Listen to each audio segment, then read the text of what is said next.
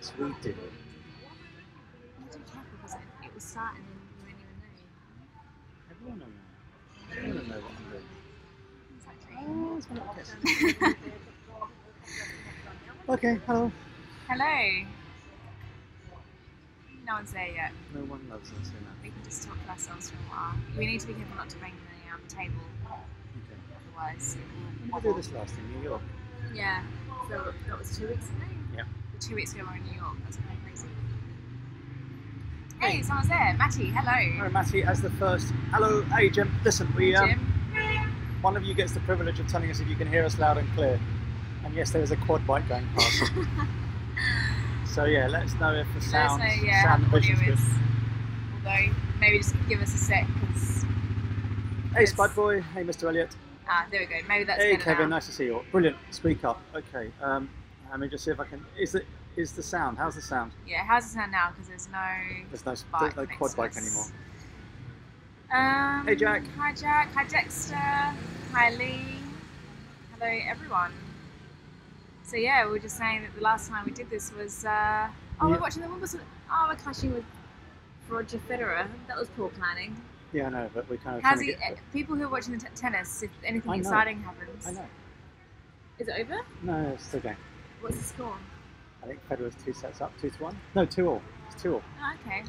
All right. Any exciting news from Let us know. Wimbledon? Let us know. So, we've now been without our boat for 2.5 weeks. Not a happy prospect. I think it's something we miss quite a lot. We're just looking at the editing for next week, and yeah, we miss it. Yeah. We miss it a lot. So we're looking forward to getting back and getting everything started up again. Yeah, we're a long way from home. I suppose if home is the boat. So yes. Oh, Hamilton just won the Grand Prix. That's fantastic. So let's do a few hellos to everybody. So there's hundreds of you coming through now. All right then. So in no particular order, or in the order. So hello John. Hello Jim. Hello Kelsey. Hello Phil. Hello Spud Boy. Hello. Hope Adelaide is lovely and warm for you. Bill, nice to see you. Hank, good morning. Dexter, hello. John again. Jack, hello. Hope the family's good. Ruben, nice to see you. Otangelo, Swiss Italian, nice. Bill, Phil, Michael, and everyone else. Brilliant. Mark from Texas, hello. Yeah, and someone called Grisink says that the mic works clearly, but there's background noise. Yeah. So we are actually currently in a Starbucks in Rhodes, which is a Greek island. And yeah, this is the only place that we know of that we actually have fast enough internet to do this. So yeah, if the ambience is a little questionable, then that's just take it or leave it. This is us, but it's no different from us being sailing or us trying to find a bar sailing. Yeah, that's just this Wi-Fi does occasionally cut out. So yeah. if it cuts out, there you go. Yeah. Hey Stuart, nice to see you. Anyway, so what have we got to talk to you about? Firstly, our boat we're a long way from our boat. I sent an email to the marina this morning, asking them to send photographs because we paid for it to be tied down just in case it flew off on its way to Oz in a hurricane. So yeah, we'll hopefully get some photos back to show them all tied down, and then we'll post those up. What else have we been thinking about? I think from those of you who know, the boat is up on brokerage, and we've kind of decided that we miss the boat so much and we can't find another boat that we like as much. So I think that's where we are, right? With it? Yeah. I think that we're very much feeling at the moment like we're gonna be keeping Ruby, and we've got some really exciting plans for next year. Yeah. So I think we've kind of solidified our plans. yeah. So as long as you lot, hang on. Wait, there's motorbikes going past. Yeah, there aren't any laws on silences in this country. So as long as you lot can keep a secret, I think we'll tell you what we're going to do next year. Therese? I don't want to. What if then we change our mind? Then they'll we just do accept. change. We do change our mind quite a bit. We can put a little proviso that.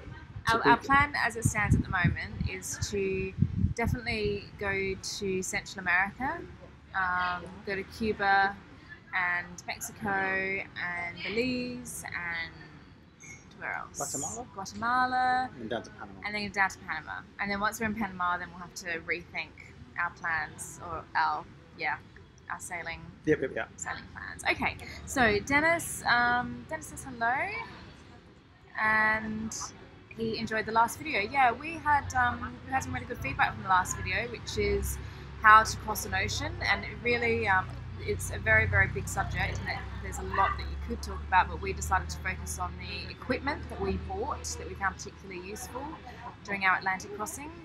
I suppose a bit of a list of things to buy, a bit of a shopping list for the boat if you want to cross an ocean. So I hope that you found that really useful. Someone says my ears. Yeah, sorry. The Greeks don't understand the concept of motorbike silencers. So, anyway. Another one's about to come past. And another one. Okay, so yes, Phil says French Polynesia and Fiji. That's definitely on the list. I think the thing is, we had a lot of friends that did the World Arc, and they said that they just rushed through it. So I think so far, every year that we've sailed, we find that we don't have enough time, and that no matter how little or how little distance we think we're going to cover, we don't have enough time to do it. So I think what we're definitely going to do is try and get to Panama next year. Scuba, so yeah, a Southerly 57 RS is a beautiful boat.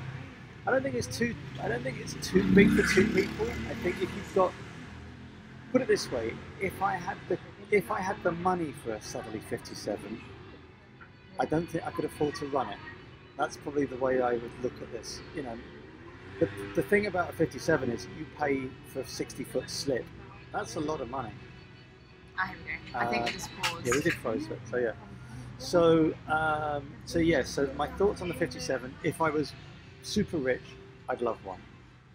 If I was rich, I'd buy a 47, not a 57. There you go. So, besides the size, asked Kyle, what's the difference between crossing the Atlantic and crossing the Pacific?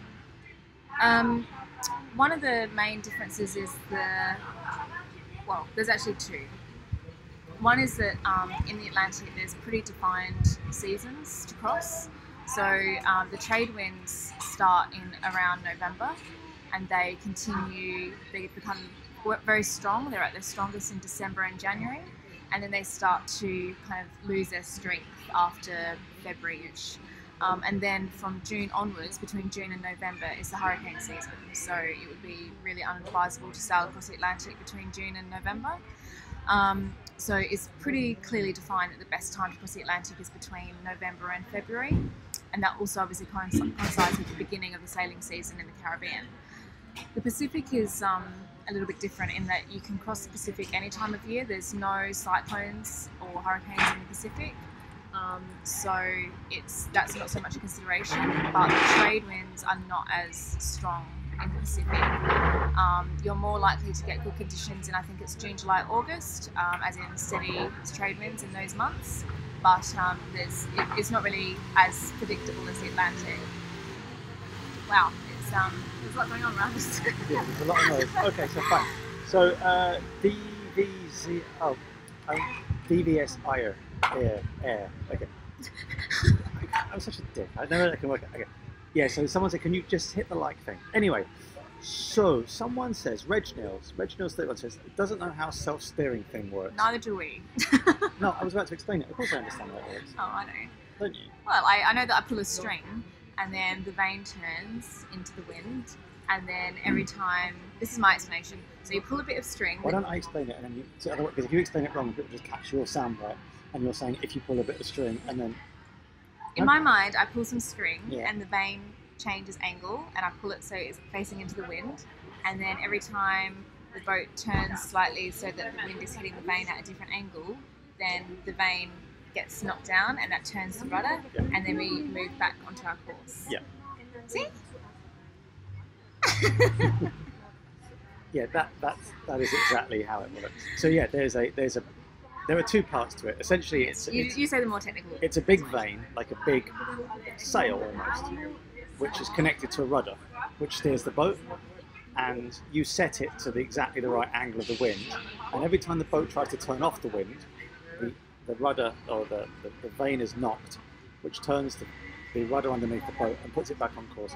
So you set the boat to steer at an angle to the wind, and it will always steer at that angle to the wind. That's it. Clever thing. It is a little bit of witchcraft, though. I will give you that. There you go. Okay. So Bo says, like your hair short. Thanks, Bo. Thank you. Will said, how did you both get into sailing? I started sailing about 10 years ago. Actually, I was doing some videoing the other day about how I got into sailing. So there's a shorter video going to come out at some point with how I got into sailing.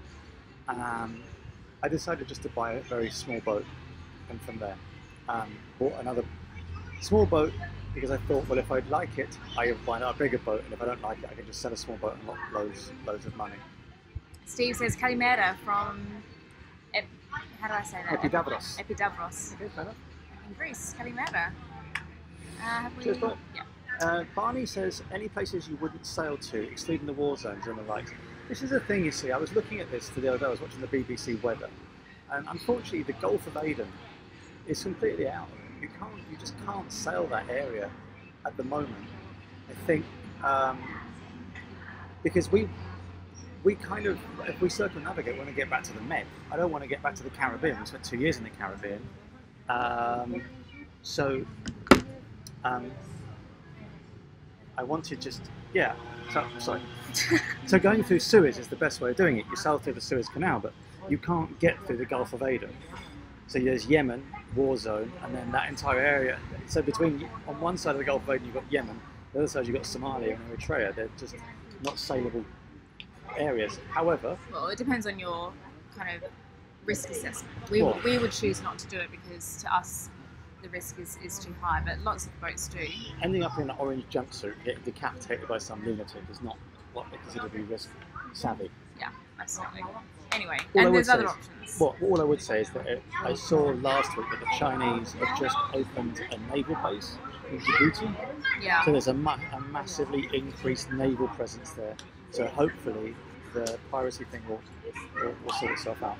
Kelsey says, why did you choose the southerly over a more mass-produced boat, Nick? The short and slightly cheeky argument is just go and sit on one, and you'll see. Yeah. We actually didn't. We hadn't made that decision before we bought it, did we? Yeah. We had a shortlist. We went to the boat show. The shortlist included Genos, included Hands. I think they were the only two production boats. They just weren't well built enough. And we just, I mean, without even kind of writing down a list of pros and cons, we just sat on the three different boats, and we were like, well, it's pretty clear which one we prefer. And we couldn't afford the southerly. We didn't have the money for it. We had to take a marine mortgage out for it. Yeah. So, Scuba Brit says, is there something like the Arc crossing the Pacific, i.e. in a group? World Arc. There's the World Arc. And the puddle jump. And the puddle jump. But the World Arc, their rally goes from St. Lucia to Fiji. I've heard on the grapevine that they do offer St. Lucia to the Marquesas. They also offer Arc Panama, but no one's allowed to know I think that's Arc Panama. St. Lucia to the Marquesas. No. Heather said that. I'm sure Heather said that they will just do Panama. They just don't like you to know that. Yeah, I don't know. Anyway. Well, it's out there now. So yeah, the puddle jump is a much more kind of casual rally. Yeah. Okay.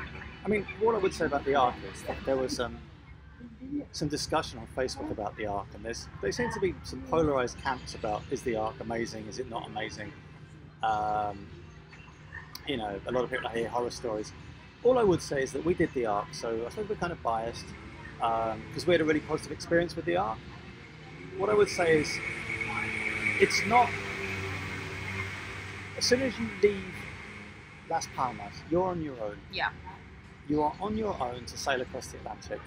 The Arc will give you that you're in contact with Arc control through a radio network, but no greater, you're no safer really than maybe having a sat phone and being in touch with. Sorry, I was just trying to find where we're up to.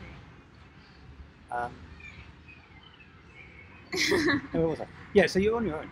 So you leave and you are on your own, and you know the preparation that you've done for the crossing is is what gets you across. However, you meet a lot of lovely people doing the arc, don't you? Mhm. You meet some amazing people. And as I said to the lady who was saying, oh, the arc is overrated. We got to Las Palmas 3 weeks before we set off. I think it cost about £1,000 for the boat and the crew to cross in the arc. That was the entrance fee. We made that back in free marina fees or reduced marina fees in the months before we got across the Atlantic.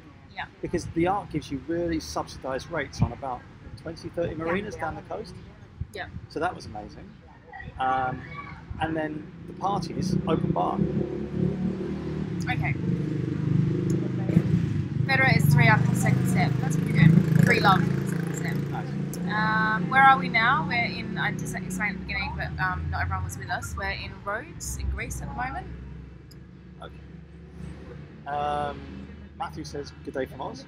Hello, Matthew. Craig Lagerberg said, have you looked at Allure? I can't say it, I can't buy it if I can't say it. But yes, because about 3 years ago we were port bound in Cherbourg, weren't we? Yes.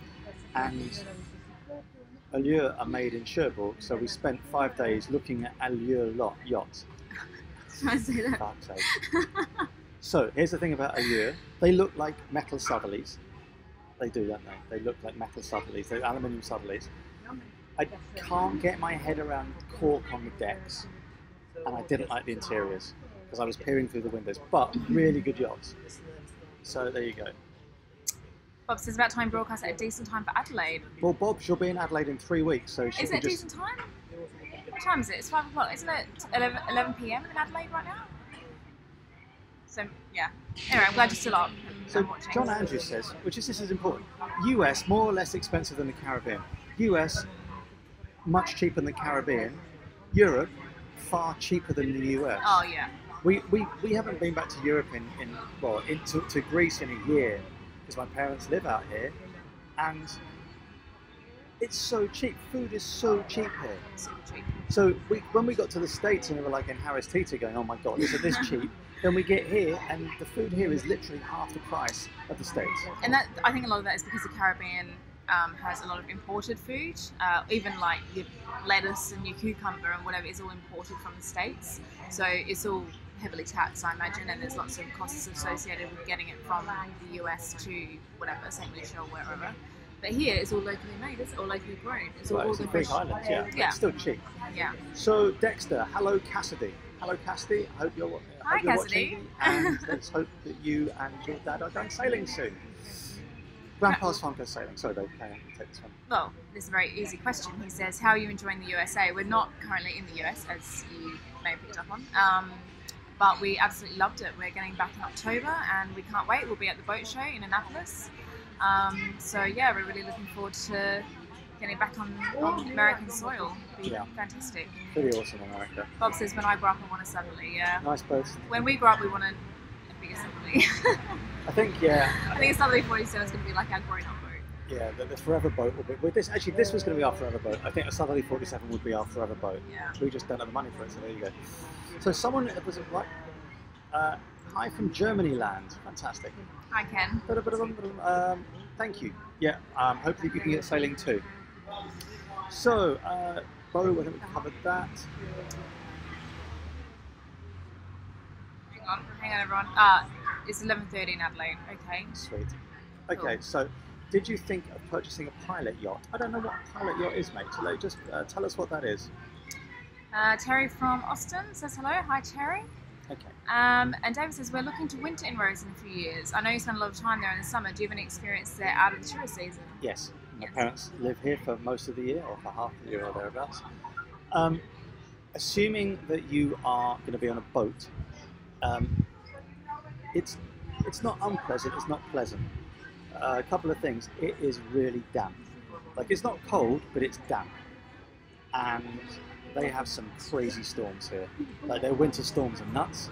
You look at the seawalls, they're like, they make them, you think, why do you need a seawall that big? And then you see the winter storms come through. I personally wouldn't want to winter here. I think there's a lot of other places you could winter. Like where? I think probably, I've heard good things about Turkey. Would the climate not be the same in Turkey? I'm not sure. I think there's just a lot more scope for there's a lot more scope for yachtsmen out of season. The other thing is Rhodes just closes down in winter. It's Yeah. a complete tourist island. Yeah. And a lot of the people that own bars and restaurants in Rhodes actually don't live in Rhodes. They come from the really small little islands like Pakos all round. So the place does close down. I came here for New Year once. There's nothing here, nothing. It's all completely closed down. So there you go. Terry Peck. Do you have an opinion about the Admiral 40 extended cat? I have no opinion about that whatsoever. Do you have an opinion? Never heard of it.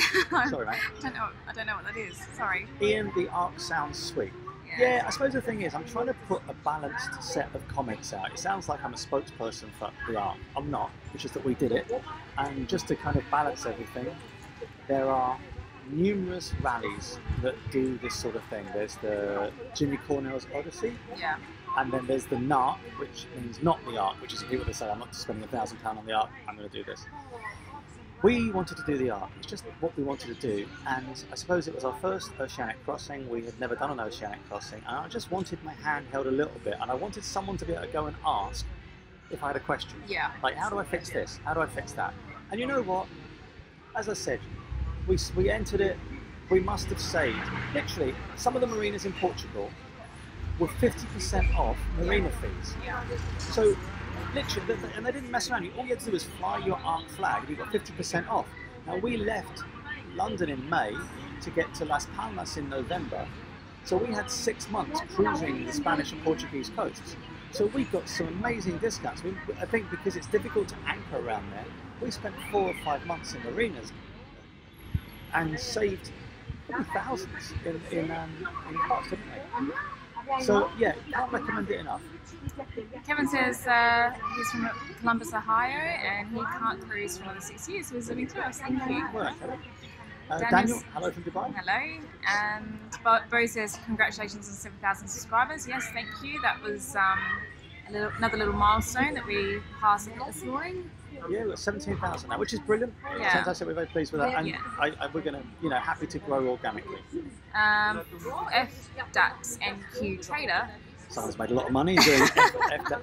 Okay, so Hands 415, Hands 455. We used to have a Hands, and I loved it. And I think the thing about Hands was that we bought our Hands through Inspiration Marine, who are the Southampton dealers in the UK, and they are such bloody nice people. And I think that's the thing that really, I think they win. They always win Broker of the Year, or they win it a lot, because they are such good brokers. If you have a problem, either with your used Hands or your new Hands, they fix it. So I was very impressed with them, and because we bought our Hands from new, we had a few teething issues because it was a production boat, and they fixed everything. There was just never a question. They just sent someone down to fix it. And we had the boat on the East Coast. It's not like they have to just get in a car and drive down to the local marina. They drive for hours to fix our boat. So the Hands dealership in the UK was fantastic. Outside of the UK, I have no idea. All I would say about Hands is that it's a bit like wine. Depends what vintage you get. If you get a good vintage, and a year when they were not being kind of completely ruled by, sorry, I'm just fidgeting. Completely ruled by the accountants, they're brilliant. And I love the boat. I really did love the boat. They've got a certain, like some years are different. Like we had a Hands 320, which was only a little boat. And then every year they tweaked it a little bit. Some of the tweaks I didn't like in the newer models. But yeah, Hands is good, mate. Okay, so Dexter says hello from Trinity, which is Dexter's daughter. Hello, Trinity.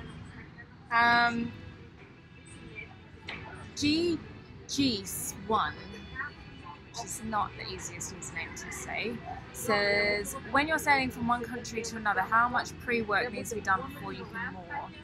Normally, you're given about 72 hours grace when you enter a country before presenting yourself to Customs and Immigration and the police.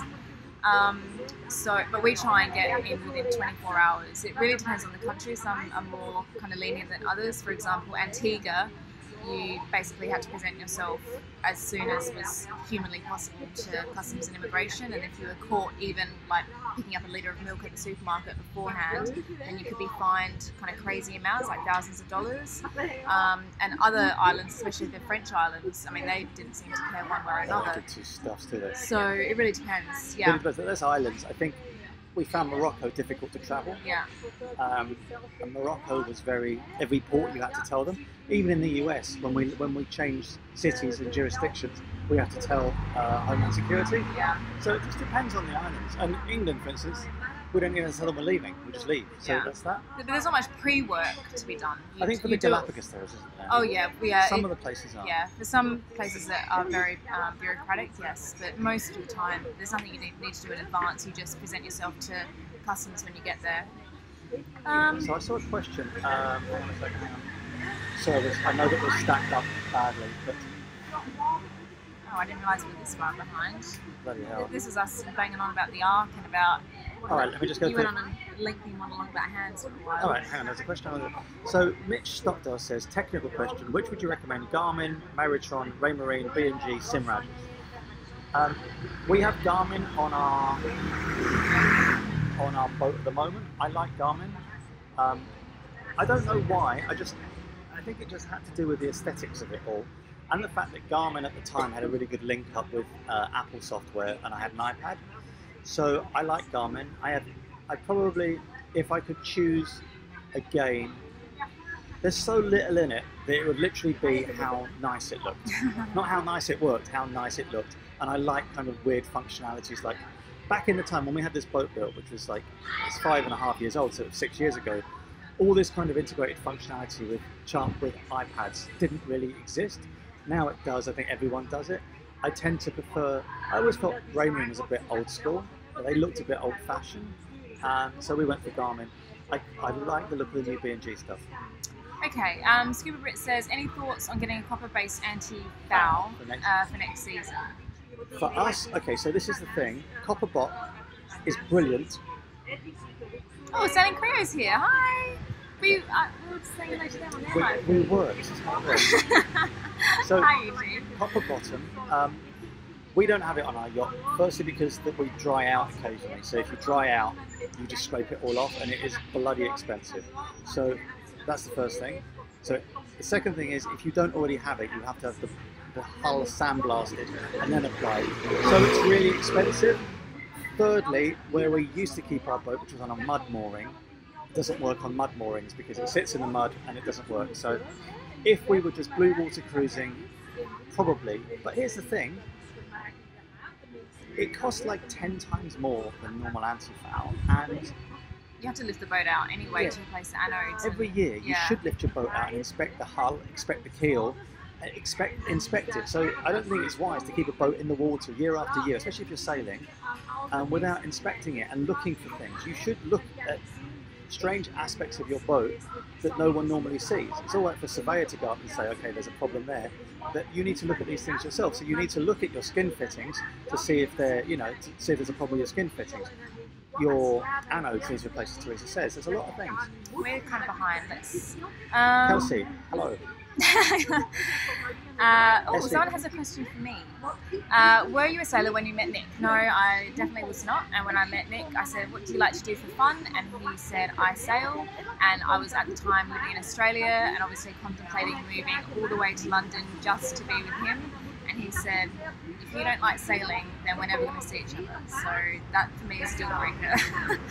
And I said, well, I really hope that I like sailing. What a gentleman. Yes. Sorry, back to Dave Berry about living here over winter. The other thing to be aware of, and I'm not sure if you've checked this out, the last time I read about this, the Greeks have some really weird rules on foreign liveaboards and taxation of foreign liveaboards. Just okay, so Doug says hello.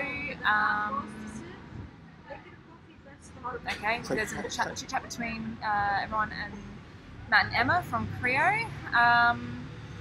So hi Paul, hi HMS Discovery,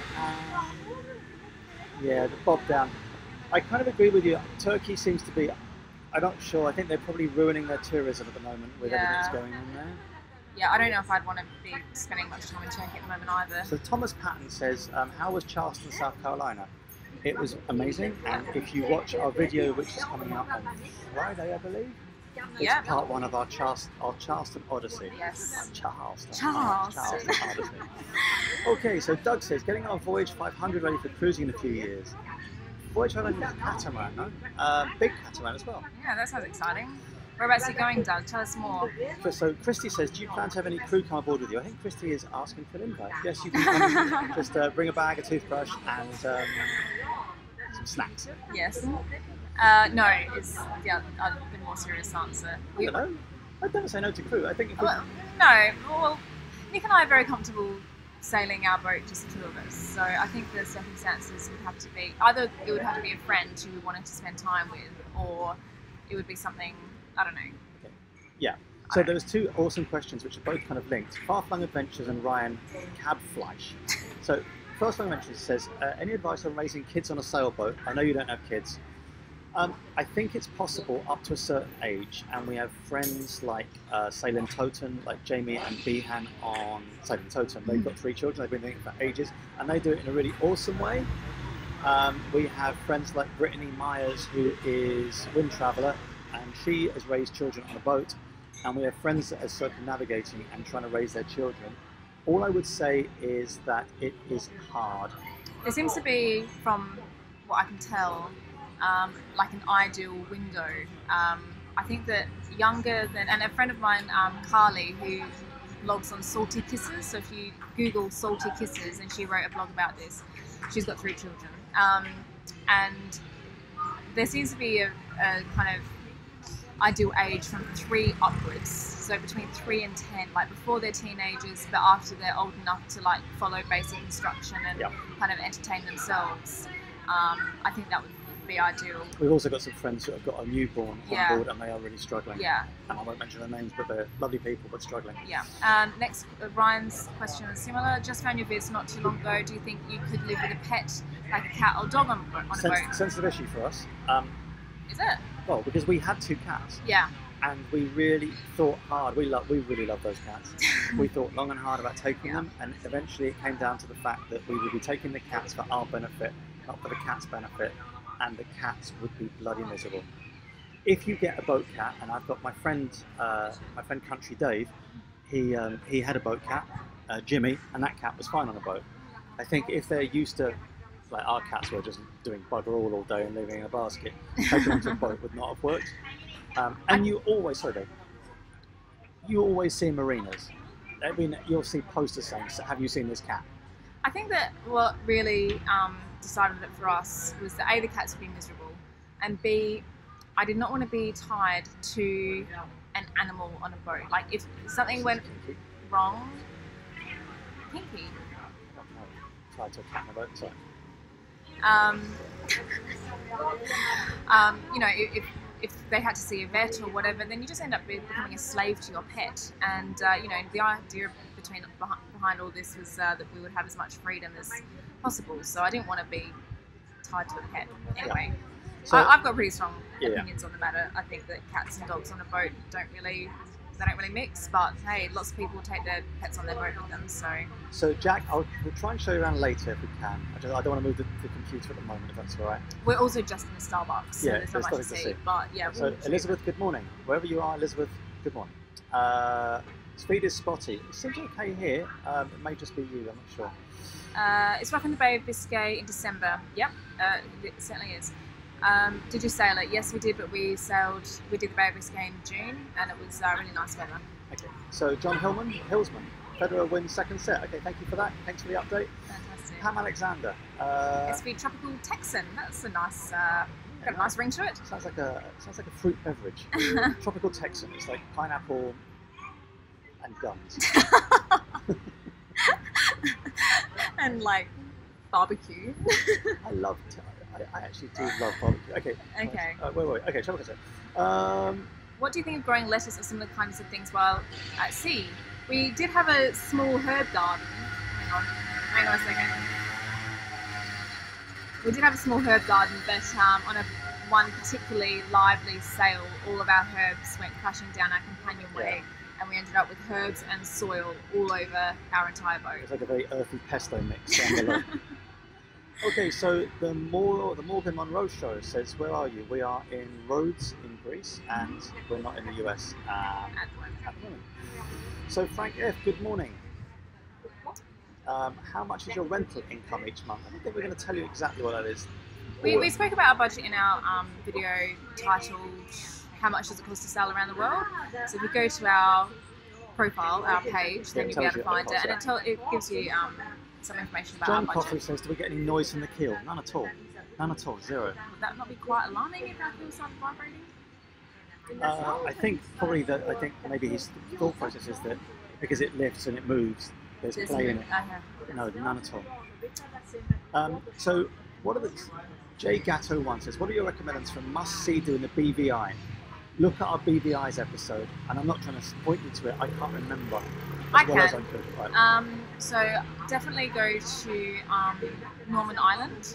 That has the bar Willie T's. It's a very famous bar. As well as our favourite anchorage, which was called Benyas Bay. Benyas Bay. Benures. Yeah, so go to Norman Island. Just Van Dyke is also, or Yost Van Dyke as the Americans say, was also fun. White Bay is fun, intense but fun. And where else in the Anegada was amazing. Anegada was The thing great. about Anegada is you've only got a week. You've got to go there and back. It's 2 days. You've got to spend a day there. You Yeah. have to hire a car Yeah. because there's nothing to see in the anchorage. You have to get a car. But yeah, for a week I'd probably skip Anegada. Yeah, and Cooper Island was lovely as well. Yeah. Okay. Okay, so SSX 276. Do you run into a couple who's not married? Yeah, I think it depends. Our best friends are Bo and Alison, as you know, who are married, and we know Ben and Quinn on SV Wanderlust. They're married, and I think there is a big demarcation between Europe and the US. We find that a lot of the US friends that we have just marry really young. Yeah.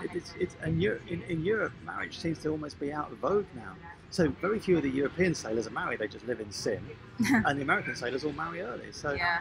I think there's a cultural it's a cultural thing. thing there. Yeah. But doodles, I don't think are actually together. No, they're not a couple. Yeah. Apparently, not Apparently. unless obviously they had a couple of too many tequilas and slipped on a little carnation. Nothing.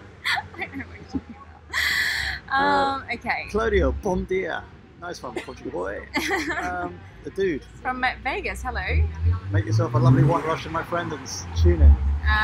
David says, thanks for the advice on Rhodes. We're still researching, so all advice helps. Look, Rhodes is a fantastic place. I've never been here in the middle of winter.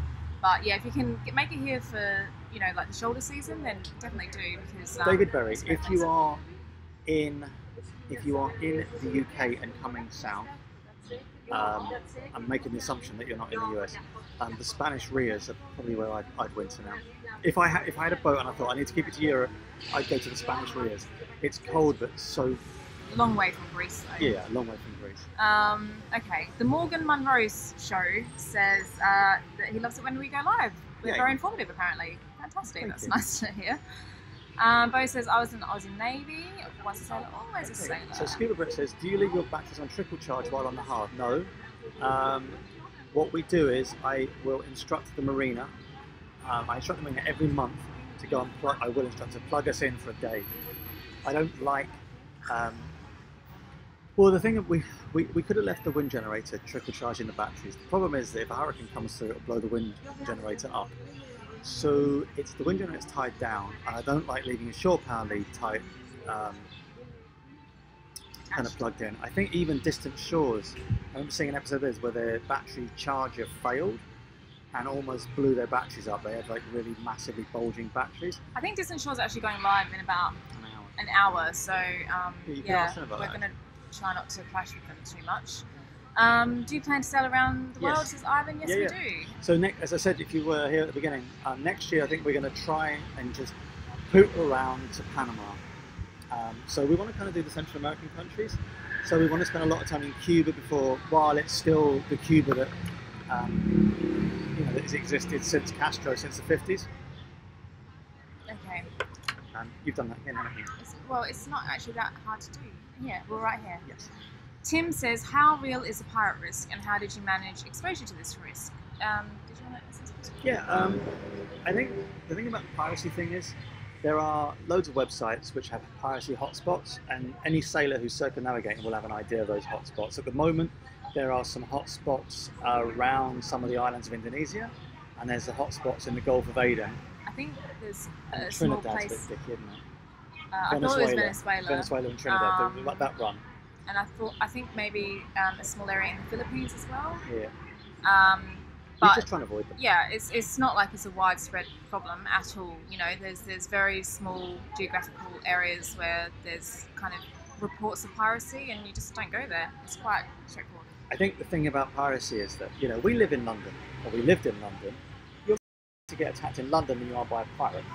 You know, so that's... Yeah. All I would say is, I remember there was a story that I read in the news about... What? There Are we was, okay? yeah, there's a story I read in the news about, this is the yachting press, about a yacht club that had... what was happening? Yeah, they were having, someone was giving a talk on pirates. So the yacht club sent around this memo saying, look, there's a talk on pirates. So everyone dressed up as pirates. So these people turned up to give a talk and found everyone dressed as pirates. And it turned out they'd been held captive for like a year by a really militant piracy group and ransomed and almost died. And they rolled up to yacht club, everyone's dressed up as Jack Sparrow. I would love to have been there. That would have just been absolute genius. Anyway, so Doug Carlson, Caribbean to start, dive every reef and wreck possible. Okay, the diving wasn't amazing. It wasn't amazing. Well, there's a lot of damage to a lot of the reefs in the Caribbean, but obviously that's the places we've been to. I'm hoping that in Central America it's not so bad. Okay, so Dave Berry, lots of memories in Starbucks in Road Town. Yeah, free Wi-Fi. Wi-Fi. It's the best Wi-Fi in It's Rhodes. so good. It's actually not the Starbucks Wi-Fi. It's the Throne of Helios Wi-Fi, which is next door. Yeah, but if they hear that, they're going to cut us off. Oh well, So- I think they probably know that everyone's sitting at his on their Wi-Fi. So Wendy, see, hello from Perth, Trevor and Wendy. Thank you. Time Bandit says no question, just saying hi. Great. Brilliant, thank you very much. That's definitely okay. How much maintenance does the steering gear have? It needs a squirt of WD-40 once every if it squeaks or salt builds up. It needs no maintenance. There's the thing about it. It's so over-engineered. It costs about 5,000 quid, that thing, and I'm thinking, my God, what a pain in the ass. But that's about the same cost as an autopilot, and it works. So you go. So yeah, saying that. Yeah, yes, Bob, I take on board. Yes, I'm not sure what's going on there, but anyway, I'm sure it's a fantastic dynamic. Okay, so what is it at Rose Starbucks that's not elsewhere? Simply put, the Wi-Fi. Yeah, the Wi-Fi. Are you planning to go south in the Caribbean if headed to the canal next season, so the ABCs and then Colombia, or you head through the Gulf and around the Yucatan? Yucatan. It's going to be the Yucatan Yeah. Peninsula. Yeah. Yeah. Okay, East Africa trip planned, Tim. That's good going, mate. that's amazing. Far Flung Adventures. Going through the Panama seems a huge ordeal. Do you think it will be a pain? I Could be. think I think it can be, and we've heard. Look, for every positive we hear a horror story. I think that there's a lot of information on how to do it, and I think you have to be a little bit diligent and do your homework, and maybe take a rally. I'm not sure.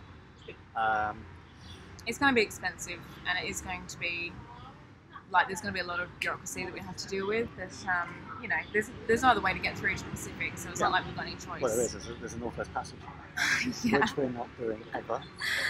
Okay, so Okay. JG Swan says the recent Delos episode was based on theft. Have you experienced theft, and is it common? Thankfully, no. But not that we're expecting it. I think we just understand that it's a risk of sailing. You know, you have a boat which is worth a lot of money, and you're relatively wealthy. I mean, I've not watched the episode. I'm assuming that Delos is still in Madagascar on that episode. So, you compared to the people that you're around, compared to the local people, you have a lot of money. Huge You're pretty amount of wealth, wealthy, and if these people are struggling just to put food on the table, then you can imagine that it's pretty tempting. So we are prepared for it. I don't think, we're very, like a lot of people I say, oh, do you carry guns? Would you carry guns? The answer is no, we'd never carry guns. It's just a good way of getting yourself killed and ended up in a jail for a long time. but I think that we lock everything up. We do make sure that everything is locked Yeah. and valuable documents are put in place, which Yeah. And we don't keep anything of Any real value, value, yeah. on the boat. It's not like I've got, you know, like jewels in a safe on the boat or your anything. tiara lying around on the chart table. So Brent says, what sailing qualifications did you need to get boat insurance? It depends, Brent. I have my Yachtmaster Coastal, and the insurance company just want to know that you're qualified. That's in the UK, but in the UK, I think it's one of the only countries where you don't need to have any qualifications to buy a yacht. But to get insurance, they will, you know, if you say I've just spent $2 million on a yacht and I've never sailed before, your premium may be a little bit higher. So there you go. Okay, Jeff the Farmer says hi from Melbourne. So there's a few people from Australia watching. That's awesome. John Kofi. John Kofi says, any thoughts on Discovery yachts acquiring Southerly? I think that's a brilliant thing. I really do think it's a brilliant thing. I think not just because we have a Southerly, I just think Southerlies are beautiful, beautiful yachts. I really do. I've always thought they're beautiful yachts. I think they're beautiful outside and inside. They're well made. And that's without discussing the fact that the lifting keel is just like a game changer. I don't like the expression game changer, but it is a game changer for what we do. Our friends have got a Discovery 55, and that's a beautiful yacht, but I think that Discovery was prettier. I think that Discovery is a bigger company and better run, and thus it protects the legacy of Southerly. So yeah, I'm very pleased. And from what we've heard, Discovery are going to take some of their carpentry techniques and some of their finishing techniques and apply it to Southerly to make a slightly better finished yacht. Not that there's anything wrong with the finish we've got. I like this comment from Rod. Test. First message. Rod, coming in loud and clear there, mate. You don't want Rod. Poor Rod. Oh, hang on. Rod sent a second message. Let's save it for like unwrapping it. Let's see what Rod has to say as his second message. Sorry, Rod. We take the piss just to show our affection. Okay, Reginald says, on a narrow boat where the prop goes through the hull, it's called a stern gland that has grease forced into it. What on sailing? Same thing, mate. Well, there's two types of most engines. They come in two types. There is either the prop that goes on a prop shaft to the gearbox and it goes to the stern gland. That's what we've got. And it's not grease, it's kind of like packing. It's stern gland packing. It's like a strange fibre. Or you can have a sail drive, which kind of sticks out the bottom of the yacht. More common on catamarans. I'm not overly keen on sail drives. I think that they are a liability and an unnecessary risk, because essentially it's just like the engine sits up here and the drive goes through the bottom of the boat and sticks out like the drive leg on an outboard, and then there is the equivalent of a massive condom that acts as a gaiter between the water and the boat and the sea. And it's only a piece of rubber, which essentially it's like it's a little, you took a knife to it, your boat would sink. So I don't like them. FDAX NUQ Trader says, are you happy with the Watton Sea hydro generator? Yeah, we are. It is a tricky little bugger, and very expensive. Very expensive. And the funny problem with it is it's run by a very small French company, and they, I think, went into a school and got a schoolboy to do the translation between French and English. So the instruction manual was like, what? And they didn't actually. It was written in such a way that we did the installation wrong. Yeah. And it was only because when we did the ARC, in the ARC office, there was the representative for Watton Sea, who I think was one of the partners, and this kid turned up with he was like 20. And so there's a list in the ARC office saying, Watton Sea are turning up, if you want to come and look at your installation, they'll come and have a look. It's just a jolly for them. Anyway, this 20-year-old turned up with this strumpy little girlfriend who looked bored. And she sat on the dock and he's like, oh, no, you have done this all wrong. And I'm like, well, I have not done it wrong. I've done it according to your instructions. And the instructions said, use M6 screws. And at the time I thought, you don't screw anything to the back of the transom, you bolt through. So I thought I'm going to put, I think it had 8 holes to screw it on. So I thought I'll bolt 4 and I'll screw 4. And I said, well, why would you say screws? He said, screws, what is screws? So when I got a screw, he said, no. I said, you mean bolt? And I'm like, yeah. And I said, well, if you write screw in your pamphlet, in your instruction manual, and you mean bolt, you're going to get yourself into a lot of trouble, mate. And anyway, so there's a few things. Watton Sea, apart from that, Once you've got it up and running, it is brilliant. There you go. There you go. Okay, so Mike Pear says, can you speak to what your sailing instruction was in your early days? Did you find it necessary to complete any coursework before going blue water? Okay, now listen, strange enough, I have some opinions on this, and these are my opinions. I think What is happening? between taking sailing lessons and going blue water, you have to be aware that it's not just about being able to set sails and use a wheel or a tiller and passage plan. Probably 50% plus of the knowledge that we have comes from owning a boat and fixing a boat. And I personally think before you set off to sail around the world, you need to understand boat maintenance.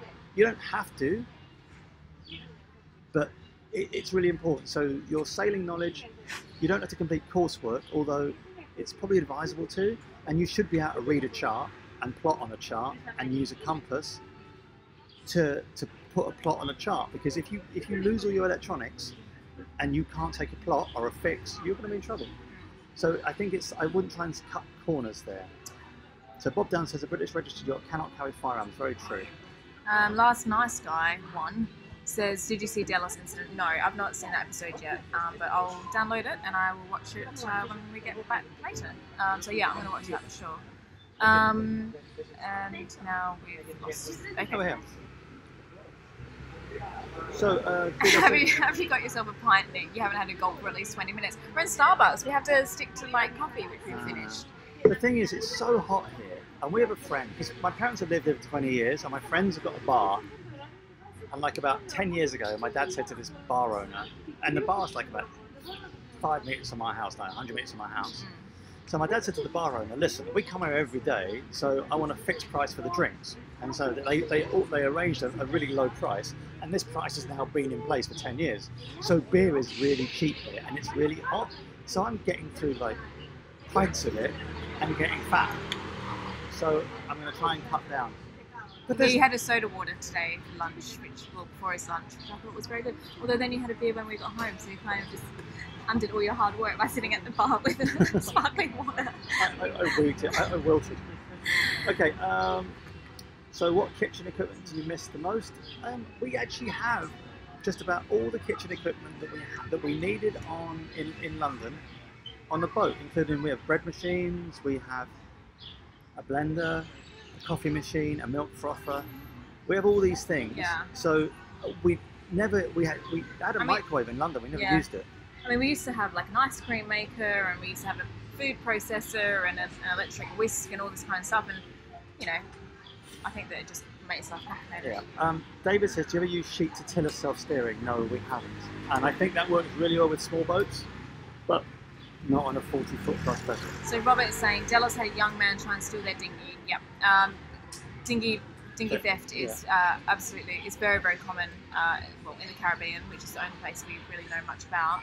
But yeah, there's always stories about people's dinghies getting stolen. We have what do you call it? It's a security line. Yeah, what's it made out of? It's just rigging wire. It's like 5-6 mil rigging wire. And here's the thing about what we've heard about securing your dinghy. Do not use chain to secure your dinghy, because bolt cutters go straight through it. Whereas if you use rigging wire, which any good chandler will make you up, it's very difficult to cut. Yeah, and we also have a spare dinghy and a spare outboard, so if our dinghy does get stolen, then we've got a spare. But yeah, dinghy theft is pretty common.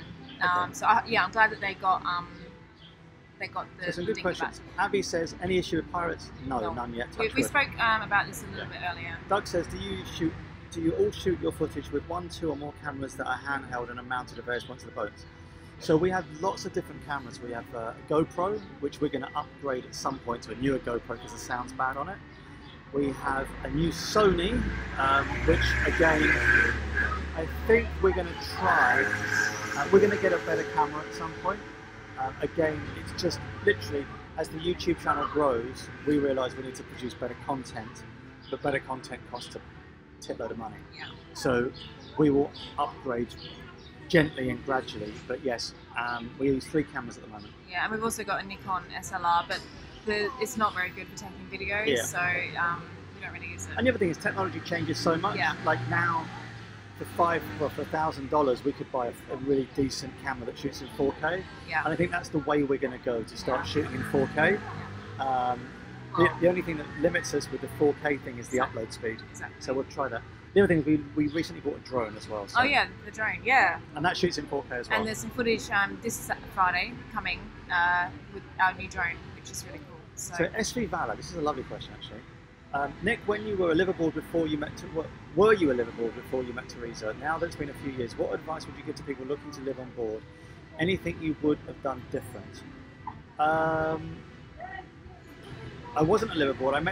I lived in a house and sailed at the weekends. And even when I met Teresa, we used to sail just for 2 or 3 days a week. Yeah. I would suggest, if I could give you some advice.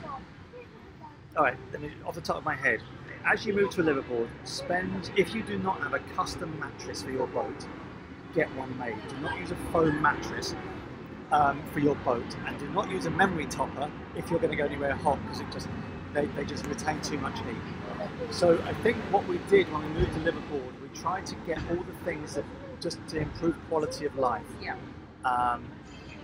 It's very easy to go away sailing for a week and then having, at the end of the week, having a big bag of washing and being able to just go and take it home. So we bought a camping washing machine. Bigger boats have got a washing machine on. I would suggest that if you're thinking of getting one, get a washer dryer if you can, because if you're in a damp or wet environment, not being able to dry your clothes is a bastard.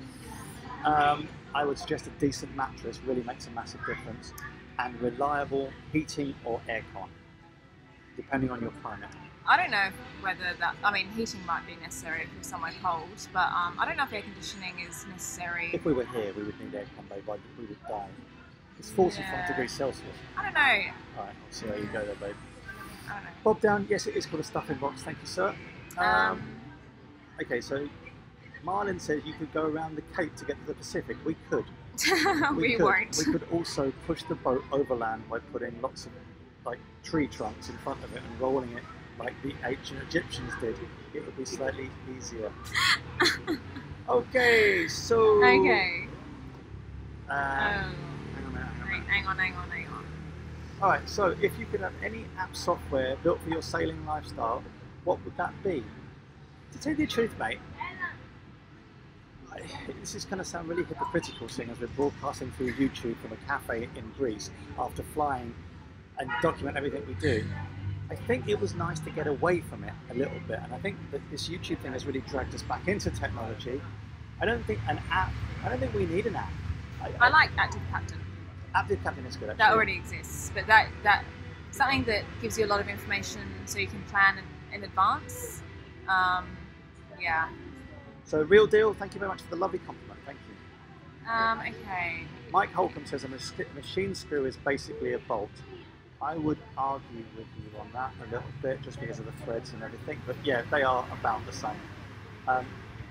While in the Pacific, do you intend to spend any time in Australia? Absolutely. Yeah, absolutely. We can keep our boat up to 3 years in Australia. So we know that once we get to Australia, if we need to kind of take a little bit of time out, or we want to spend a bit more time with family or whatever, then we have an opportunity to do that when we get there. Okay, so CSS Fiend says, we should get some fishing practice in. Yeah, we should.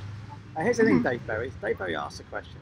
Do you buy your Nespresso pods local or get them shipped? Very important question. Right. I was a smart ass. But then sometimes I'm such a smart ass that I undo myself. Firstly, you can't get Nespresso capsules in many, many parts of the world. So, is it all okay? Are we? I think we're freezing.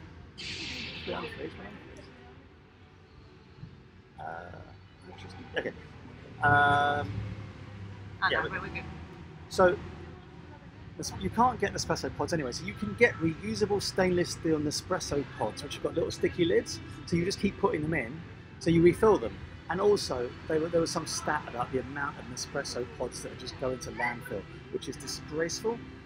So we got these 2 reusable Nespresso pods and like 100 sticky caps, and you just put coffee in them, accidentally threw them away. You thought they were actual Nespresso pods? So that was me being a plum. Tim says, greetings from Sydney. If you don't mind, what industries were you in before you graduated to Saving Lifestyle? Nick was a dentist and I was a paramedic. so both in the medical sector, I guess. Yeah. Um, Scuba Brit, if an option on the new boat are stern thrusters worth considering? No. not unless it's like a super yacht, right? Look, I don't know. this is the thing. It depends. The problem is that at the point at which you need, there is going to be more drive from your engine and your prop than you're ever going to get from a stern thruster or bow thruster. All boats handle differently. Our boat, for instance, because we don't have any prop wash because we have twin rudders, you can't kick the boat out. So our boat goes really well in reverse. So if you reverse the boat, once you've got the boat underway, you use the bow thruster to turn it, and she turns really, really quickly in conjunction with the wheel. Stern thrusters, I think, I don't know, they're normally hugely expensive. If someone said, we're going to put one in for free, yeah, of course I'd have one. Okay, so hello from the Isle of Man. Teresa, would you consider doing a ladies only vid, sharing what you do daily to keep on top of everything, what you use on beauty products? Well, Teresa's beauty products are normally salt water or fresh water, depending on where we are in the world. that could be a very short video. However, and this is the thing, so Michelle Berry, I actually think you should do. I think because listen, this is the way I take it, right? Now this is probably me again being hypocritical because I'm a bloke saying this, but there's so many women that sail. In fact, you're part of Women Who Sail as a group, and so many women feel bullied or oppressed by these overly domineering partners. I think it would be good, maybe not beauty products, but or anything which is stereotypically kind of like how to dust the boat or doily making for beginners. Petting kittens 101 on a boat. Nothing kind of stereotypically sexist like that, but there are certain things that I think that you would be good at. Certain things I would be good at. Well, you'd be good at everything, but from a different perspective. Yeah. If you're wanting like tips on how to clean the boat, then I'm not the person to go to, by the way. Okay. Christy says, what type of drone did you buy? We bought a Mavic, and we bought a Mavic because of its compact nature and the fact that it shoots in 4K. I think if we end up buying another drone, we'll buy at some point they'll bring out a waterproof Mavic, and we'll get that. I've got a waterproof drone. Yeah, I know, but it's like really expensive, and it's the size of an ox. Rodrigo says, haven't seen you guys spearfishing. Are you tempted? Yeah, we're tempted by pretty much any water sport that's going. But you know, you have to buy equipment for all this stuff, and then you have to put the equipment somewhere. Like we've only got a 40-foot boat, and I'll probably end up like spearing you or something. And yes, what's that in your eye? Oh, it's a 3-foot spear. Thanks, darling. Okay. Farflung Adventure says, wouldn't an electric bike be good to have on board for transport in town? We've got folding bikes, and they really come into their own when you're.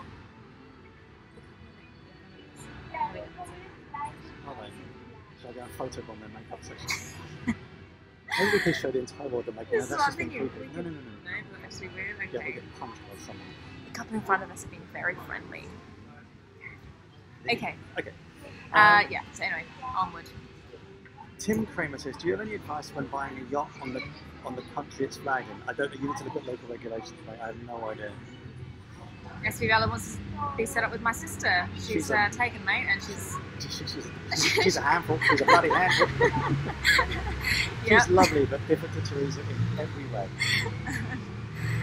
Brian O'Brien, have you ever seen anything unexplainable in the sky at night? Yep, I was in Amsterdam once, and I had this mushroom omelette, and after that I saw a unicorn, a giant unicorn, leaping around the sky with its magical yeah. To be honest, when we were crossing the Atlantic, we had a crew with us who were very, very experienced, and he was looking at this light in the distance, and he couldn't work. It was in the middle of the night, and he was by himself. He couldn't work out what this light was, and he was looking at the AIS. There was nothing on the AIS. It didn't look like a boat. He couldn't work it out. It wasn't moving, and then he finally realised it was the moon rising. So, and it's not because he was being stupid. It's because light at night time, it can do really weird things to your kind of senses. So Bob Scott asked a question. He says, I'm surprised that cruisers don't use dehumidifiers in the cabin for drinking water and for comfort while sleeping. Any comment? Yes. We had a dehumidifier, and they are really amazing in winter to run on a boat. However, the power draw means that unless you are plugged into a marina, you can't use them. So I suppose the thing is, when we were in the UK, we were tied to marinas just about all the time. So we always had power, so we could run anything we wanted. Now that we're at anchor, we have to worry less about warming the boat or dehumidifying the boat. but we have less power to play with. No Woman No Cry says, how often to catch fish? Not very often at all. Scuba Brit says, do you shop for items for Ruby Rose while in the UK and Australia? Is it tempting to want to visit Chandler's? I always love to visit Chandler's. Yeah. All I would say is that for anything electronic, the US is cheaper. Yeah. The only thing is, when I go back to the US, I've got to take a hand sander with me because they don't have 220 volts, and I need to do some sanding of the woodwork just to... Sea Travel says, do you carry basic medical kit or a full trauma bag? We talked a lot about this before we left. I mean, first of all, we're young and healthy, so we like to think that hopefully we're going to stay that way, at least the healthy part. But obviously, you know, there's always the risk that you're going to do yourself some damage if you, I don't know, fall over, or there's always loads of injuries that take place on boats. So I think you can probably cannibalise and find, you know, just about everything on a boat. You know, you can splint with wooden spoons. You know, you can tie stuff up with, you know, you can always find something. What we do carry is some fairly hefty painkillers. Yeah, I mean, and antibiotics. What our thought process was, if we looked at a piece of equipment or some kind of, or a drug or whatever, and we thought, under what circumstances would we need to use this, and extrapolate that kind of thought process, and we just tried to kind of keep things simple. Like, obviously, if Nick lost a leg, then, you know, in the middle of nowhere, then, you know, the chances of him kind of getting it reattached are fairly slim. So, yeah, you know, you have to kind of think about what circumstances are. But I mean, you could make, in that case, you could make tourniquets with belts. Exactly. And try and stop the bleeding. I mean, essentially, a lot of triage, I mean, this is your thing, as your paramedic, it's about stabilising a patient, not getting them fixed. That's right. That's a much better way of explaining than what I was trying to do. So we've got strong painkillers, we've got antibiotics, we've got like dressings and saline, stuff like that, but we don't have anything more intensive than that because there's no point. Daniel says, did you have any broadcasting or video experience before your channel? No, none at all. Not in the slightest. I think it becomes easier. It does. I mean, I think, you know, essentially, when we first started doing the live thing, and even when we first started filming, I was like, this is a bit strange. Now, we're sat in Starbucks. It's as if we had you here. It is literally as if we all sat around with our various mochaccino lattes, just having a gas. It is something that you have to get used to, though. And I think that, I mean, we're always trying to improve what we're doing. So, yeah, hopefully our videos are getting better and better. And I like to think that, you know, this time next year they'll be even better again. So, even better than they already are. Even more polished and amazing than before. We're going to have an introduction by Beyonce. Okay, so better as one. Well done, Federer. Bob says he's going to the Chandler's. So pretty sure I'm going to spend more than I can afford. Bob, that's about the way it's going to work. All I would say is another thing about Chandlery. Anyone going to the Caribbean, sailing to the Caribbean, and who's going to spend a few years in the Caribbean, buy your anti-foul before you leave. Anti-foul in the Caribbean is more expensive than crack. It really is. It is so expensive. Like crazy expensive. Just put the 10 in the bilge. Triforce of Gaming says, hi, you two, how's it going? It's going very well indeed. We never found out what Rod said. You know, Rod who put the text message up? Maybe Rod got fed up. Poor Rod. No, there was another message from Rod that I scrolled down and I saw, and then you were like, no, we'll come to that when in good time, and I never saw it. Rod, if you're still there, tell us what your second message was. Can you scroll up a little bit? It's miles away, babe. Okay, sorry Rod, I never got back to you. Lee Shooter, how much do you think is enough cash to carry when cruising Caribbean? Do you mostly use ATM or credit cards or cash? Okay, so we had a discussion about this before. I'm talking about this is the UK, but I'm sure this exists in the state, in America. So this is how it works. If you take your credit card in our UK, if I use my bank card or my credit card to take cash out, I get absolutely fleeced by about 3 different organisations. We were working this out 3 days ago, right? You put your credit card in the machine to take money out. They give you the bank's exchange rate, which in the case of the bank here was 10% below the base rate, below the exchange rate. The machine charged you to take the money out, and then the bank charged you for a non-sterling transaction. So on the pounds, you get 80%. So you pay 20% in commission to take cash out here. What we use are FairFX cards, and there are loads of organisations that do it. We just happen to use FairFX. FairFX guarantees you 300 pips, I think, below the exchange rate, so you get the best exchange rate, and the card is held in euros. And we have a euro card, a dollar card, and a foreign currency card. So basically, where we go places, we pay in the local currency, and the exchange rate that we get is really, really good. Each card is linked to my bank account, so I can top it up with an app on my phone based on that exchange rate. Also, if the exchange rate is doing particularly well in a particular time, we can transfer a lot of money in and get a better exchange rate. That's how we do it. Richard says, do you have a watermaker on board? Yes, we do. Barney says, does it make you sad that so many boats sat in UK marinas don't move for years? Yeah, it does. Here's the thing. I think it is sad, but I think it's also a really good way for people to get on the water. I was doing a video about this the other week. I was down at my local yacht club in Conwy, which I love, but there are so many boats there that haven't moved for years, and eventually people sell them off for very little money. So it is a really good way of getting people that don't have a lot of money or don't have a lot of disposable income out on the water. My friend Phil bought, there was a 27-foot yacht, I think, in our marina, and it had just been abandoned, and the owner hadn't paid his fees, and the marina owner sold it to him for £1. So he got a 27-foot yacht for £1. And that's got him out on the water. And I don't think he would have had the ability to do that. He's got other bills he needs to pay. So for £1, he got that. So all these things trickle downhill. So yes, it is a shame. And I think there was a stat that only 30% of yachts are used. But it does mean that the market kind of, yeah. SV Vella says, as a paramedic myself, have you ever had to offer medical assistance while sailing, and do you worry about liability if you had to? I kind of have a bit of a policy where I stay out of it unless the person is like literally dying. I think that if we were in an anchorage or if we were somewhere that had no kind of medical resources at all, and you know I could offer some assistance, then yes, I absolutely would. But if we're somewhere like America or the UK or somewhere and there's an issue, then I tend to stay out of it unless I can see that the person really is desperately needing my help. In the UK, I think there's something called, is it called the Good Samaritans Act or something?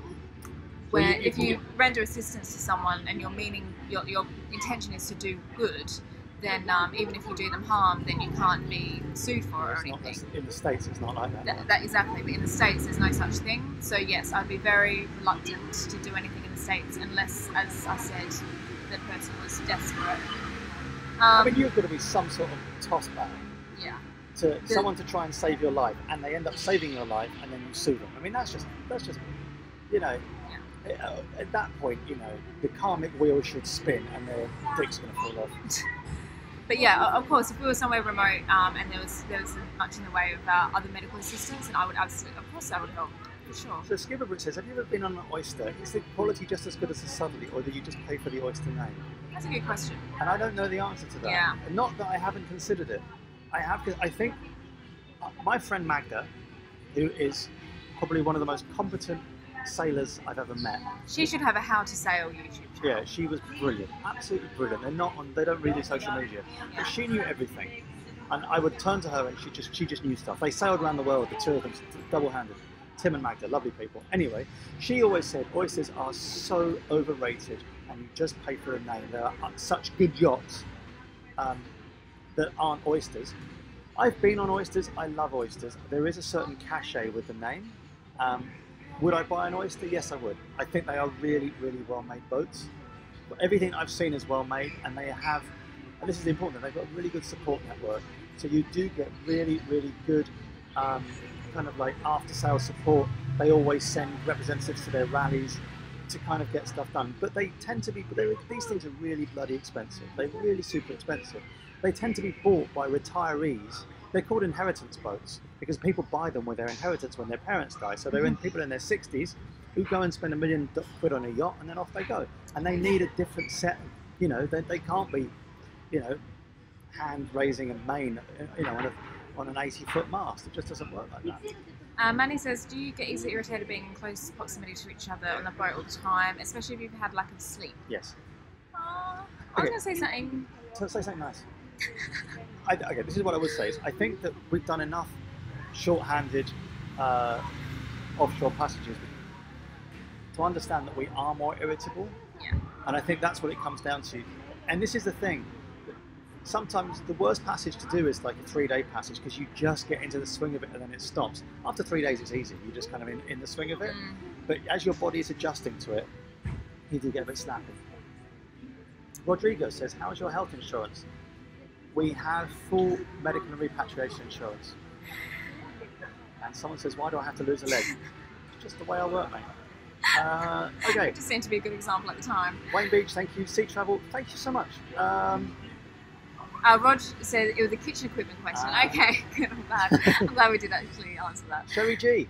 Sherry G. That sounds like a kind of like an alcoholic gangster. Do you know who we've lost? We've lost Matt and Emma from Sailing Creo. Oh, they just got bored. Yeah, I know. Robert Tech, hello from Romania. Triforce of gaming. Okay, I'm 32 and hoping to someday go sailing. Well done. Currently don't have a lot saved up, but hoping to purchase a boat someday. Any advice for a novice sailing to get things in order? I do have advice for this. Once again, I've got advice. Shortly before coming on air, I had 32 ounces of coffee. So I'm going to be full of advice. Full of advice. So about 10 years ago plus, I decided I wanted to get into sailing, and it was because I was sat here looking at all the boats coming in and out. I went to my local yacht club in Greenwich to try and get a basic qualification to find out. So your local yacht club is a really good way of doing things. It so happened that that yacht club did a weekend called So You Want to Learn to Sail, and it was where the members of the yacht club took non-sailors away for a day. It was like 5 or 6 hours to kind of get you used to being on the water, and it was free, didn't cost anything.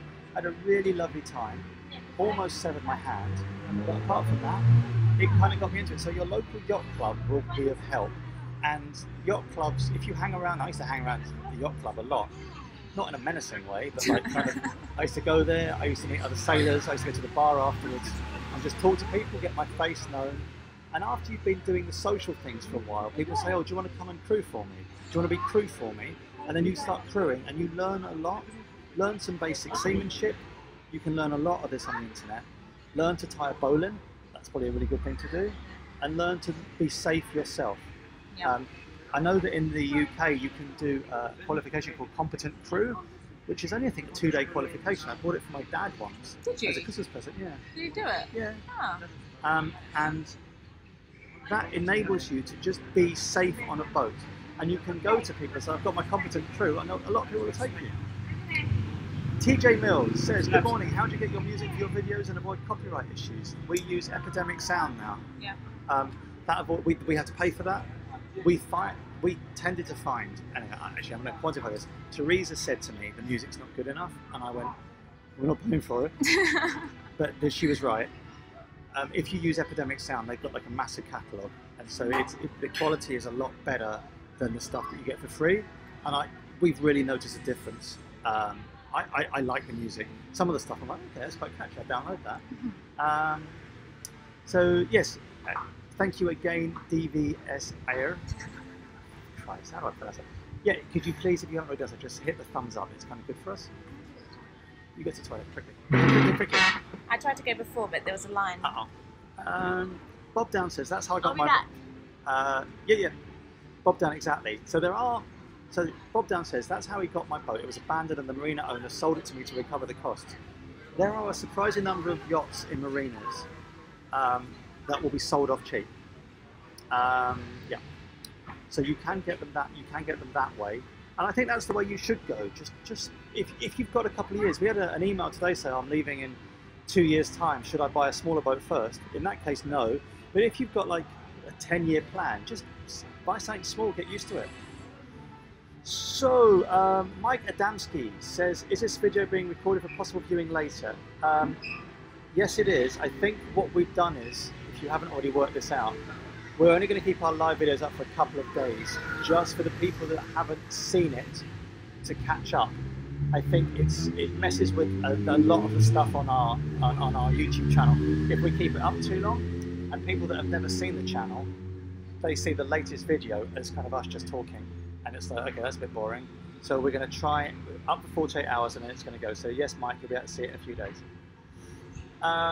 Steve Hahn says, how long does it usually take to prepare a video, and what was the learning curve? We don't prepare for the video. That's the honest truth.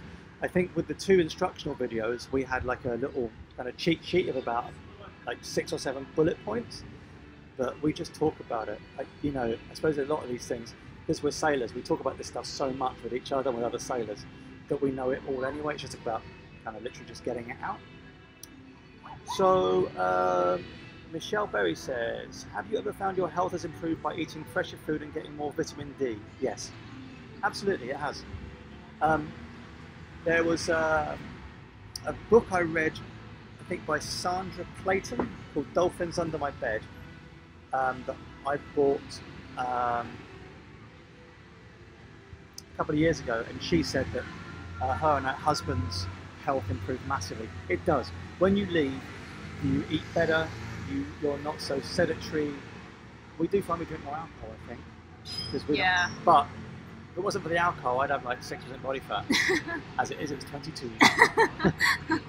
Where are you up to? Did you miss me? I missed you, like, yeah, I had palpitations when you were Where are we up to? Okay. Okay, DBS is not here. Goodbye. SV Whisper, what one piece of equipment or knowledge has helped you most has helped you the most? Piece of equipment, probably I'd say our self-steer to get across the Atlantic. And the one piece of knowledge is that old sailors will give you the best knowledge. Go and sit in the yacht club bar and talk to people, and they will teach you. I learned just about everything I know from old sailors. There you go. Or from doing it yourself. Yeah. Tor Arvi Helgeland. What a wicked name. You've got to be Norwegian, I think. To be a family of 4 that want to sail around the world in a calm pace, is there any size and brand that's better than the others? Maybe 50 to 60 foot. Is a ketch a good idea? I like ketches. I think they give you another sail plan, another set of sails and more to play with. I would buy a ketch. I'm assuming that, seeing as you say 50 to 60 foot and maybe a ketch, are you looking at Amel by any chance? Amel are very good boats. And I would suggest for a family of 4, 50 foot. Yeah. 50 foot if you're going for monohull. And well made. John Rice says, do you use a sextant in case electronics go south? The answer to that is no. And here's the reason why. I've never used a sextant before, I could easily use one. Secondly, we have about 10 sources of GPS. So we've got our chart plotter, another chart plotter, we have a mobile phone, a tablet, and then we have 2 other things. One is like a bomb-proof, waterproof yellow brick, which has a GPS fix in it. So for us to, which goes in the grab bag. So we have so many sources of GPS. Even if we got hit by lightning, all these standalone things would not be affected. So no, we don't. Morgan Monroe Show says he's off to do an introspective Alright, go mate. to digest all the information that we've given you. Excellent. SV Backers, hey mates, hello you two, 3. Hello. How's everyone over there? Nice to see you here. Okay, Lee says, how long before you full-time liveaboards did you begin getting rid of the house stuff?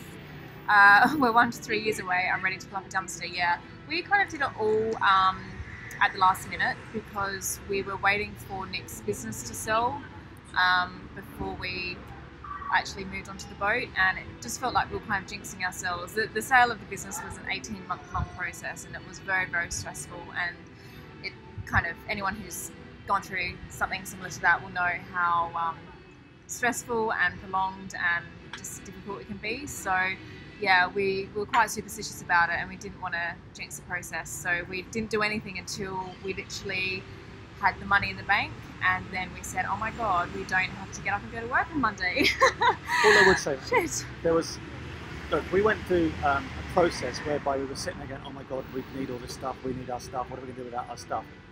And what I would say to you about this is, it was so liberating when we actually got on board, we realised we didn't need it. And we stopped buying stuff. I think that we didn't start getting rid of anything, but we didn't buy stuff. Like we didn't buy a TV, you know, like 6 months before we thought we might be leaving, because then we just had to get rid of it. So we kind of were thinking in advance. But yeah, anyway. So Competent Crew is 5 days apparently. Thank you very much. There's one before Competent Crew, I think, then, which is a weekend course. So I can't remember what that is. I can find it. Left Shooter 69. Hey guys, do you miss not being in Ruby Rose? Yes. Yeah, for Yeah, sure. really big time. SV Valor. What was the biggest holy shit moment sailing wise? Pulling in to St. Lucia after crossing the Atlantic. I Yeah. remember that for the rest of my life. That was a holy shit in a good way. That was like, oh my god, we've just crossed the Atlantic and now we're in the Caribbean. And all our friends came out in dinghies to meet us. Yeah. It was just really like, Yeah, that was like so when much I'm fun. 110 and soaked in my own piss in an old people's home, I will be smiling at that moment. Yeah. I can't think of a bad thing, but let's see what it is. Sherry G says, what's your favourite anchor in the BVIs?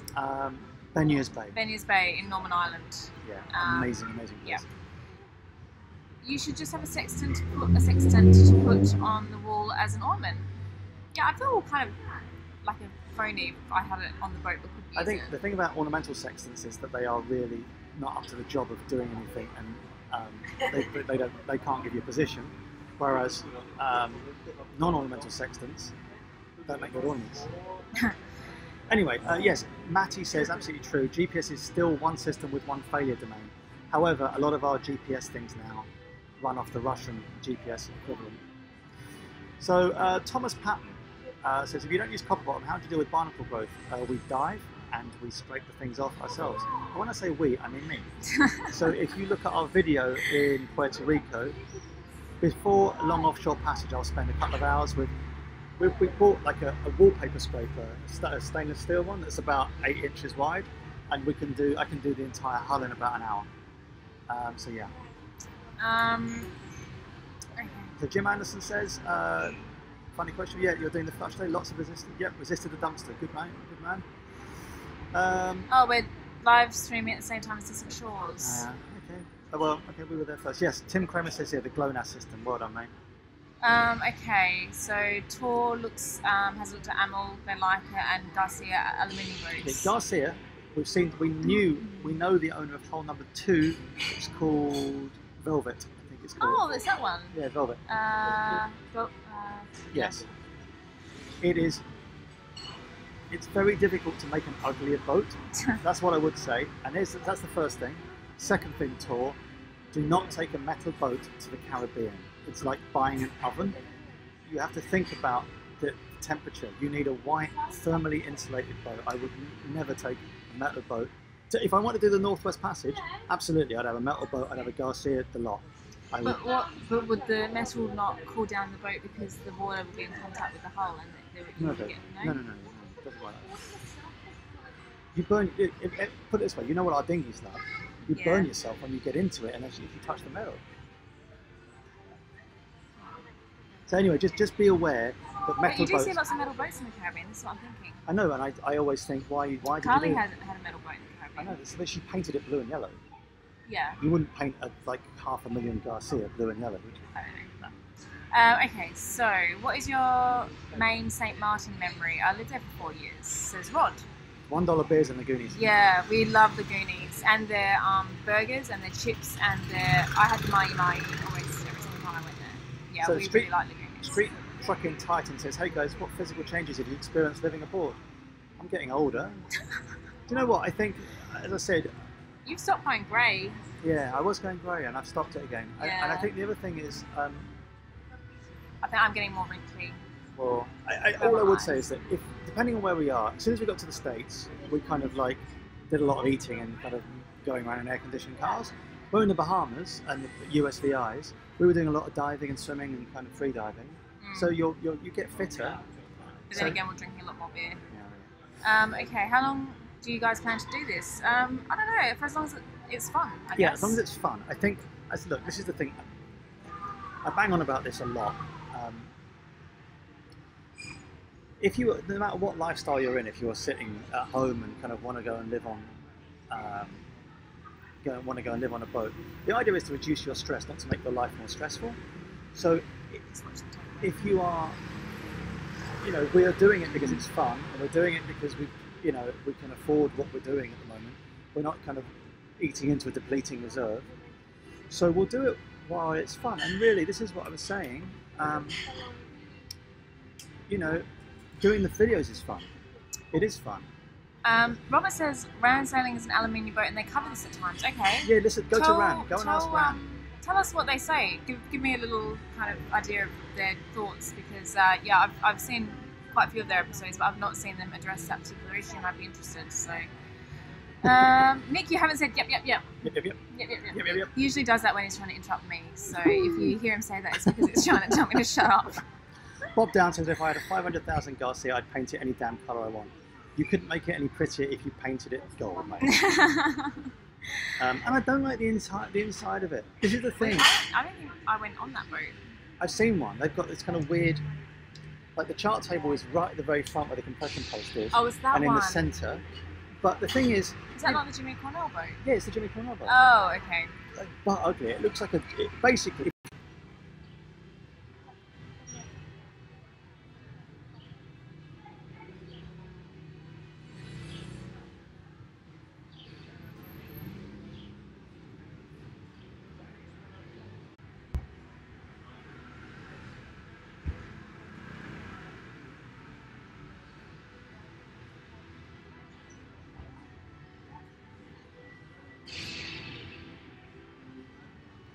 Go back. Someone's still there. Hello. Okay, I think we're back. Yeah, let us know if we are. If you got scroll up, why are we not there? Doesn't look live. Yeah, sorry, I think the computer just crashed, so I'm not sure if we're still live with you or not. Back. Back. Okay. Woo! Yay! Yay! Sorry about that. You can speak again, guys. Yeah, We're just sorry. like, what? I think we've been here for so long that they cut us off. Yeah, we had to re-log into the internet. Anyway, here we go. So, yep, so we got that bit. Yeah, blah, blah, blah, blah. Episode 10. Bloody hell, you've got a long way to go, Samantha. Oh, Samantha, hello. We've been talking on other things. Yeah, good. Well done. Okay, so on to the questions. Scott Hinckley. Nice question. Well put. How important would you say quality polarized sunglasses are? Very important. Although I would just say polarized sunglasses. Would you? Yeah. I had a 200 quid pair of titanium framed polarized Ray-Bans that are somewhere at the bottom of La Mimine Marina in La Rochelle. So there you go. You do tend to lose things or damage things on the boat. Gary, hello. Look, I have a valid point, says Tim. Yeah, I would. Yeah, I'm not sure. So the only thing I would say is that when we were in Antigua in June, the temperature of the water was very warm. So I think it depends on, yeah. Yeah, I don't know. Anyway. We don't have, obviously, a metal boat, so we're not experts. And I'll look up the RAN episodes that talk about that because I'll be interested. Yep. Okay.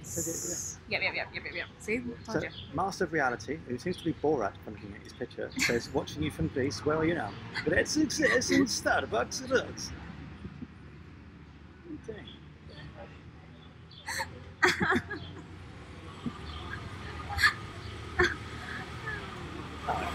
Okay.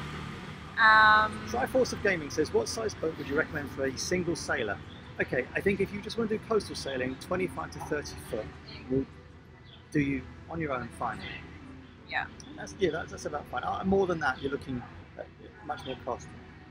So I think that's probably what I would suggest. What would you say? Yeah, I mean, I wouldn't want to do much more than 45 foot as all by yourself, but I'm sure people do. It's a lot.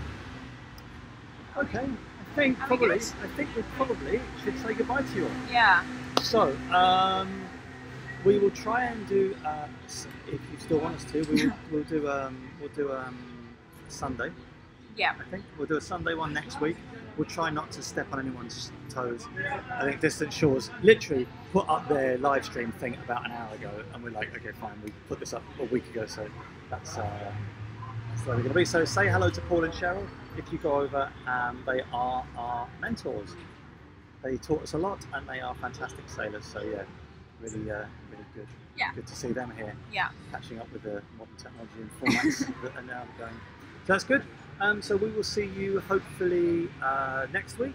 Yeah. If you're not, if you're interested in catching us again live, then subscribe to our Facebook page. Click like and follow on our Facebook page because we always put up when we're going to be live on Facebook. So yeah. Okay, guys. So And the other thing I'd say is, oh, if you haven't, sorry, babe, if you haven't liked this, can you just like it and also just like all the stuff, because it's just like us. yeah, just Please like us. yeah. So basically, just it makes our channel grow faster. So if you could like what we do and share the stuff, we'd love you for that. That's kind of what we need to get this to grow. All right. So listen, have a lovely weekend. Enjoy what you do. Yeah. Enjoy your week. Don't work too hard. And We'll see as you. always, if you have questions, we tend to try and find them. We can answer them on Facebook. Yeah. And yeah, Facebook and other places. So yeah. All right. See you guys. Hopefully next weekend. I'm not making any promises, but yeah, fingers We'll be crossed there. we'll We'll be be there. here next weekend. All right. Take Okay. care. Bye bye. Bye.